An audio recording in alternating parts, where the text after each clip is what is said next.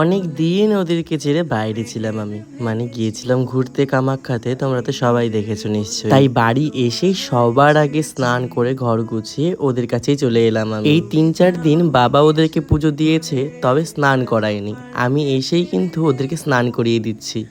নিজের বলতে তোমায় চেয়েছি, তুমি জানতেই পারো না তোমায় কত ভালোবেসেছি।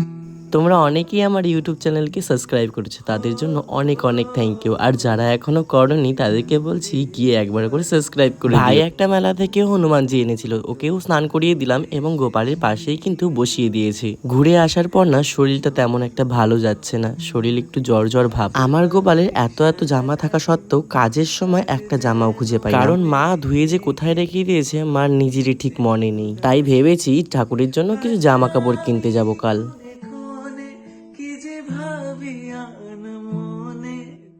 ওদেরকে ছেড়ে 2-3 দিন বাইরে থাকলেও মনে হয় কত দিন যেন ওদেরকে দেখিনি। ওদেরকে স্নান করিয়ে জামা পরিয়ে ভোগ দেওয়ার পর তবেই আমার কিন্তু শান্তি হয়েছে।